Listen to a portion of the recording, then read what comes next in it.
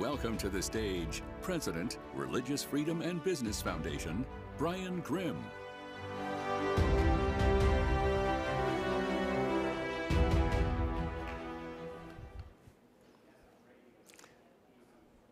Good morning. To frame today's session with the Honorable Senators Coons and Lankford, let's watch a powerful short video.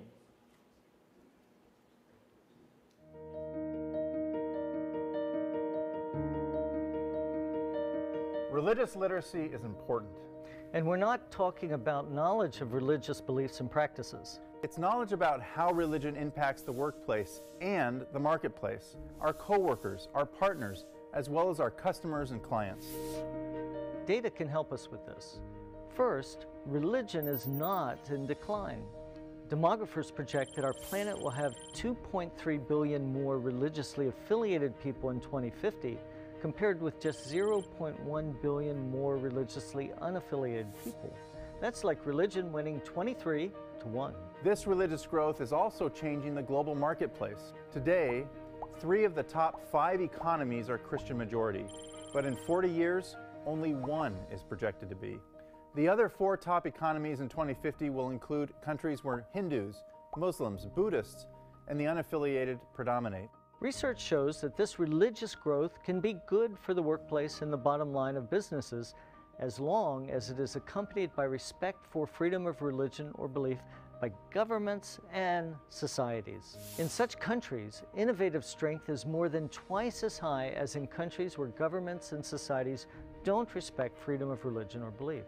So freedom to believe or not believe is good for business. However, since 2009, the number of people living in countries with high religious restrictions and hostilities has increased from 4.8 to 5.9 billion people. That's an increase of 1.1 billion more people living in countries where freedom of religion or belief is under duress, based on studies from the Pew Research Center. In 2016, the Religious Freedom and Business Foundation launched a corporate pledge on freedom of religion or belief. Since then, CEOs from around the world have taken the pledge on behalf of their companies. And building on this pledge, we provide in-house seminars and trainings on how your company benefits from encouraging employees to bring their whole selves, faith and all, to work. You can find out more by visiting religiousfreedomandbusiness.org.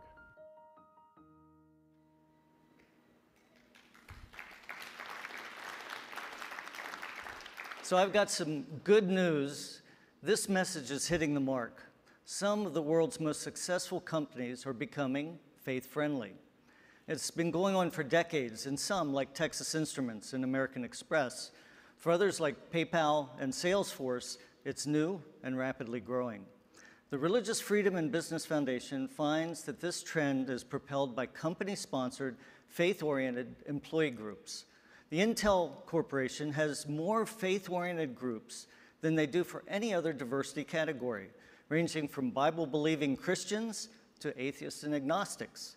And their CEO, Pat Gelsinger, is a finalist for our Global Business and Interfaith Peace Awards to be given in August.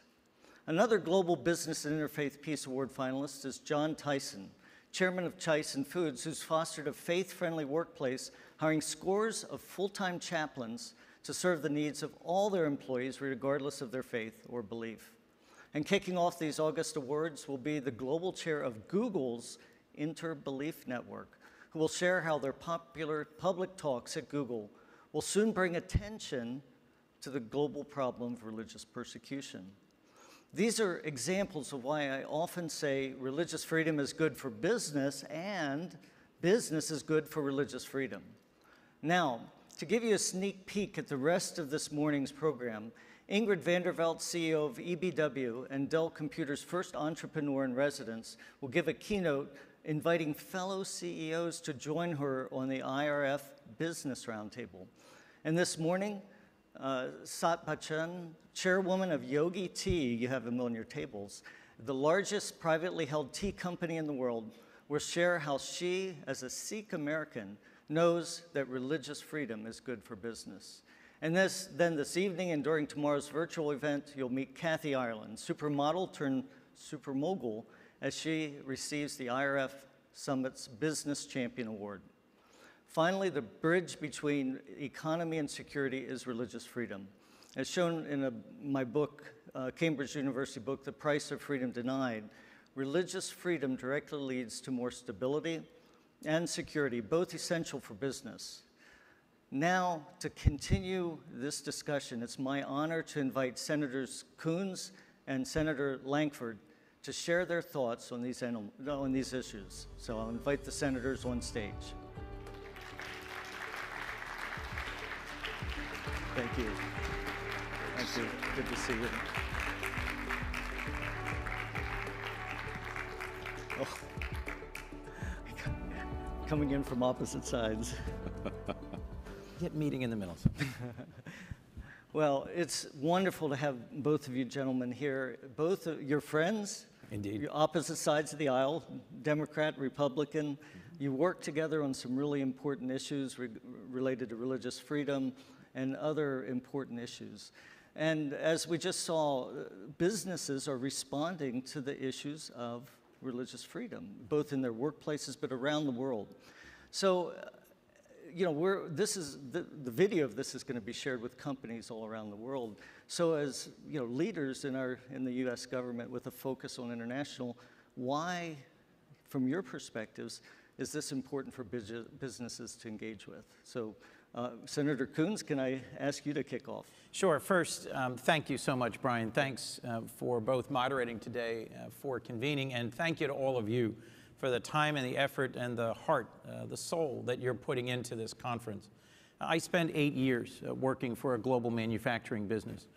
And although we were U.S. headquartered, we had operations in more than 50 countries, and we had a global workforce that came from an incredible array of backgrounds, educational experiences, geographies, and beliefs.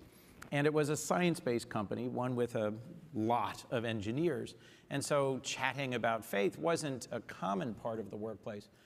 But I was part of a diversity work group that tried to change our corporate culture to make it more respectful and inclusive. And one of the things that needed to be on the table was the diversity of experience in terms of belief, freedom to be someone who was an atheist or humanist, freedom to be a practicing Muslim or Buddhist, a Christian, Jew, Muslim, of whatever type. And this arose as a conversation because we had invested a huge amount as a company in relocating someone from another part of the world to Eastern Maryland. And after 6 months, that person left, saying that I don't feel welcome here as a person of my faith. Yeah. And that precipitated a conversation about unintended signals that this very skilled individual had received inside our company, that somehow their faith wasn't valued, wasn't welcome, wasn't cherished. We were making significant strides in including women in the engineering workplace, workplace that had historically skewed very heavily towards men, including African Americans in a culture that had previously not been welcoming. But as a company, we hadn't really been thinking about faith as an issue in the workplace. And I think it has three critical roles. One, people are free to bring their best selves to their workplace when they think some of the most important aspects of who they are also welcome and cherished. Second, there's a lot of people around the world who are seeking liberty. And liberty, as we've experienced it in the United States, most profoundly is connected to freedom of conscience and experience in terms of belief and practice. And so it is really definitional to what it means to be American. But last, to the point you just made in a brief presentation there, people are more innovative. They're more creative when they feel respected and welcome, when they don't feel embattled. Yeah. And if you feel like you have to divide yourself, you have a private life that is spiritual and a work life that is utterly not, and where you feel embattled, yeah, you're not going to bring your best ideas. You're not going to fully participate in your team. So I believe that religious freedom, respect for a wide range of beliefs or those who have no belief, is critical to the workplace, it's critical to our country, and it's critical to a more productive and inclusive world. Yeah, so it's a bottom line issue. It is a bottom line issue. You have top talent leaving if they don't feel included. Correct. Senator Lankford. So let me walk through. By the way, thank you as well for leading out. Thanks for everybody participating in this conversation. The concept of religious liberty, we forget at times, was a pretty radical concept 3 centuries ago. If you go back to 1789 when America was founded in our constitutional system, most of the world looked at our Constitution and then this brand new Bill of Rights that was put in place that guaranteed the right for people to be able to have a faith, live their faith, or to have no faith at all and be respected as an American. Most people around the world as leaders in the 1700s said that will never, ever work. That will never work. You have, the faith of the leader has to be the faith of the people, or the people and the leader will not be united together. This grand experiment of can any individual choose to have any faith and to be able to live their faith and still have a national connection, for well over a century, no one really followed us into that. And now there's a lot of dialogue worldwide still about this one issue. Do the faith of the people have to be the faith of the leaders? So when I go back to a business conversation, I actually want to ask business leaders in your workplace on the issue of religious liberty. Do you function under, I would dare say, an American type system where in your workplace, people can have any faith, can live their faith, can have no faith at all, or can change their faith at a workplace the same as it is in our country? Or is it more like what it is in China? Because for some people in their workplace, we're very aware that China holds the sense of you have to be Chinese first. If your faith is bigger than your Chinese identity, then your faith needs to be subsidiary to your Chinese identity. We're watching this transition in some countries like Turkey, a longtime NATO ally, but suddenly we can't figure out where Turkey's going in the issue of religious liberty. So I ask people in their workplace, as a leader, are you leading a country, a company, that you're asking people to put their faith to be subservient to the company value, to the company culture, to say, I'm sorry, no, in our company, this is our culture, or is it the Chinese model, or is it more of an American model where you respect all individuals and to say you can have any faith, live that faith, you don't have to hide your faith in the workplace because we're an open conversation kind of place. Again, I dare say 3 centuries ago, people said that would never work, and I still run into people in the corporate world that say, I'm sorry, no, everyone, faith is very divisive, we can't have you expressing faith here. Well, 3 centuries ago, we'd have thought that'd be true, but we'd love for you to be able to catch up to this concept of religious liberty now. Well, excellent points, and I just want to throw a question out about your workplace. And there's a fabulous... No, they'll like the question. No, there's a fabulous video. I mean, you did a Face the Nation interview together a little while ago, and you talked about faith in your workplace. Mm-hmm. And for many corporations, they're afraid if faith comes into the workplace, it's going to divide us. Right. We're about as divided a workplace as you can find. But what does faith do to, does faith add more division, or does it bring people together? Well, I'll just briefly say one of the best experiences I've had in a decade as a senator was co-leading with James the weekly Senate prayer breakfast. Our politics, our policy positions are widely divergent. I bet you if you... Chris votes wrong all the time, all the time. I love canceling him out every day. We'll come in Monday after a weekend at home and, you know, he goes like that, we go like that. And then we'll get to talking about our families, about what's happening, about challenges facing, you know, our mothers-in-law or our spouses or our kids. And one of the things that has helped us become friends across a very severe partisan divide. I invited James to come and be the keynote speaker at the annual prayer breakfast in Delaware. He invited me to join him at an event in Tulsa. I'd never been to Oklahoma. He's been to Delaware many, many times, I'm sure. But if you can break bread together, pray together, and reflect together on a shared sense of Scripture, of God's place in your life, and of your calling to service, then those policy differences, while still real, make a less significant impact on your day-to-day heart. It is less painful to serve alongside someone I genuinely like and respect. When we get people who literally can't respect each other, mm-hmm. who think that what they are about is destroying the country that I love, or they disrespect the Constitution I'm pledged to uphold. When you serve with people where you have a difference that sharp, it is very hard to make progress. When you serve alongside someone who you see as a person, as a person with a family and values and who cares about the country and the world, then you can begin to find areas of commonality and to work together. Literally the best friends I've had in my decade in the Senate, I got to know who are Republicans. I got to know through the prayer breakfast.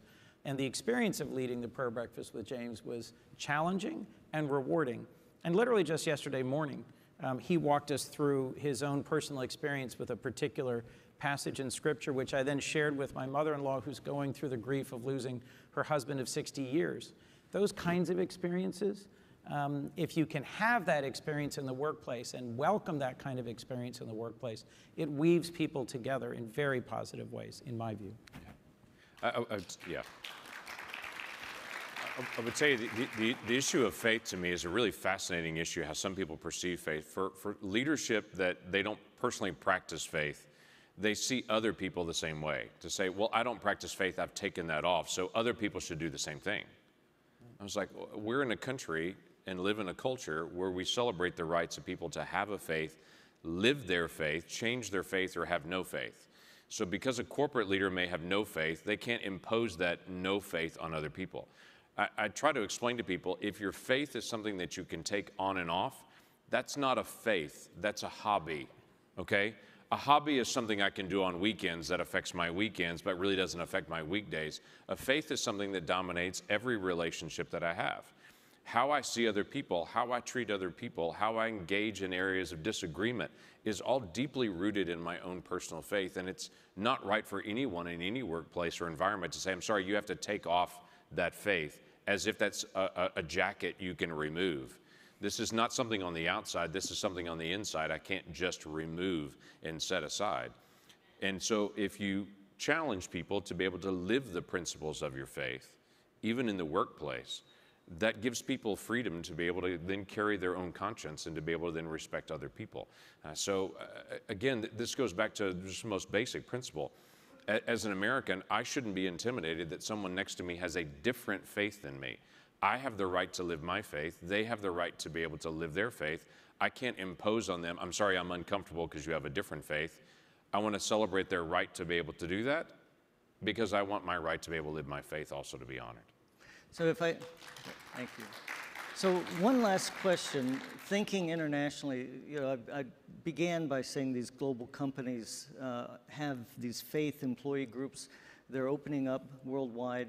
What would you say to these global companies? Is that something that they want to, sort of come out of the closet with? Sometimes they, hide their light under a bushel, but is that something for companies to celebrate, that they've added faith, this faith-friendly aspect to their diversity, equity, and inclusion, which sometimes people think is, a political agenda, but we're seeing it that it's religion's part of that. Should they export that? Is that a good thing? One of the conversations we had, this is many years ago now, the company where I worked, was whether or not veterans and veteran status was an affiliation group, because it wasn't a born characteristic.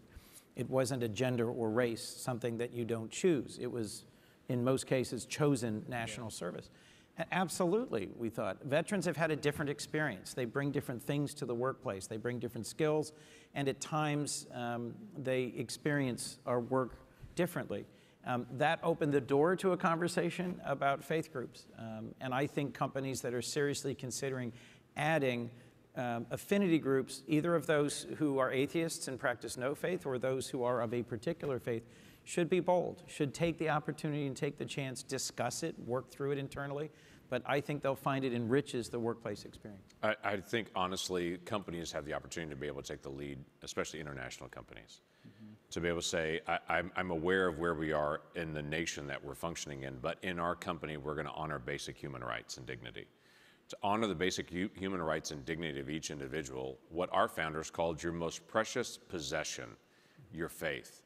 To not try to reach into someone at the workplace and remove their most precious possession and to say, I'm sorry, you can't have this at the workplace, but to actually encourage that right for people to be able to have a faith, change their faith, live their faith, or have no faith at all in a workplace setting with an international company is an enormous gift and responsibility. If you're going to celebrate human rights and dignity, in all of its forms, you have to recognize the right of people to be able to have a faith and to be able to live their faith in whatever country that you function under, and to say, I'm aware of where we are outside these walls, but in this company, we're going to honor human rights and dignity. Thank you. Yeah. So, I mean, I think speaking on behalf of everyone, it's just so encouraging to see how faith bridges divides. You've shared about that. And, you know, any last thoughts you have to share on this topic of how faith can bring people together rather than be a divisive issue? I'll just say two things. You know, American companies around the world are often at the cutting edge of fighting corruption, of advocating for the rights and liberties that really have made America, the United States, so successful and so innovative. We shouldn't leave behind this foundational faith that really was at the core of why so many have come to this country from so many places around the world over centuries, is to seek the freedom to be able to experience and practice their faith. It would be, I think, a missed opportunity to also show that difference about what it means to be an American business around the world, or a business of whatever background. It will contribute to innovation. It will contribute. I feel more comfortable taking risks legislatively in our work with someone who I respect and know than I do with someone who's really a stranger to me, and where I have questions about their motives. That's true whether we were trying to work on innovating an engineering solution to a product, or whether we're trying to tackle immigration or gun violence or tax policy. Knowing each other, respecting each other is deeper when you know each other's faith and when you've been able to be comfortable learning about and knowing each other's faith. Yeah. I would just say international companies have a unique responsibility. In the place where you choose to go, you are offered by many countries around the world incentives to be able to come and to be able to do business here. Just because you can go there doesn't mean you should go there. So the question should be, in that conversation about you have all these incentives, to also bring up this issue: if we come and function here, will my employees have the right to be able to live any faith of their choosing and to be able to practice that in the workplace? Or when we come into this place, what will be the standards for that? Again, a lot of companies talk about a lot of human rights issues, but for whatever reason choose to not bring this up.